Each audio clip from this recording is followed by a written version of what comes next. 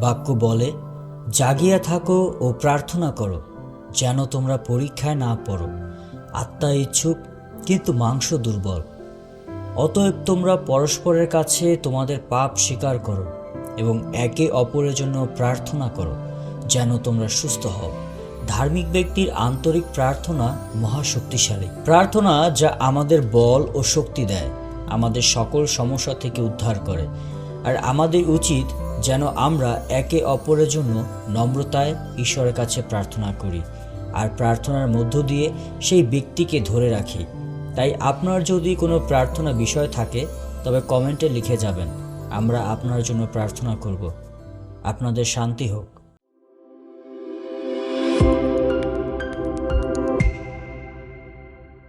তোমরা সদাপ্রভুর প্রশংসা করো। ধন্য সেই জন যে সদাপ্রভুকে ভয় করে, যে তাহার আজ্ঞাতে অতিমাত্র প্রীত হয়। তাহার বংশ পৃথিবীতে বিক্রমশালী হইবে। সরল লোকের গোষ্ঠী ধন্য হইবে। তাহার গৃহে ধন ও ঐশ্বর্য থাকে।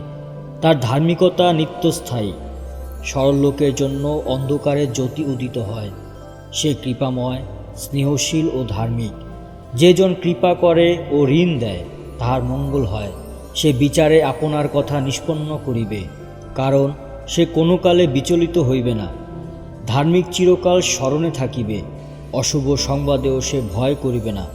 তাহার চিত্ত স্থির, তাহার সদাপ্রভুতে নির্ভর করে। তার চিত্ত সুস্থির, সে ভয় করে না। শেষে সে আপন বিপক্ষদের দশা দেখিবে। সে বিতরণ করিয়াছে, দরিদ্রদিগকে দান করিয়াছে। তার ধার্মিকতা নিত্যস্থায়ী। তার শৃঙ্গ গৌরবে উন্নত হইবে। দুষ্ট লোক তাহা দেখিয়া বিরক্ত হইবে। সে দন্ত ঘর্ষণ করিবে ও গলিয়া যাইবে। দুষ্টগণের অভীষ্ট বিনষ্ট হইবে। তোমরা সদাপ্রভুর প্রশংসা করো। হে সদাপ্রভুর দাসগণ, প্রশংসা করো। সদাপ্রভুর নামের প্রশংসা করো। ধন্য সদাপ্রভুর নাম, এখন অবধি অনন্তকাল পর্যন্ত। সূর্যের উদয়স্থান অবধি তাহার অস্তস্থান পর্যন্ত সদাপ্রভুর নাম কীর্তনীয়। সদাপ্রভু সর্বজাতির উপরে উন্নত। তাহার গৌরব আকাশমণ্ডলের উপরে উন্নত। কে আমাদের ঈশ্বর সদাপ্রভুর তুল্য? তিনি ঊর্ধ্বে সমাসীন। তিনি অবনত হইয়া দৃষ্টিপাত করেন আকাশে ও পৃথিবীতে। তিনি ধূলি হইতে দীনহীনকে তোলেন, ষাঁড়ের ঢিবি হইতে দরিদ্রকে উঠান, যেন তিনি তাহাকে বসায়া দেন কুলীনদের সঙ্গে, আপন প্রজাদেরই কুলীনদের সঙ্গে।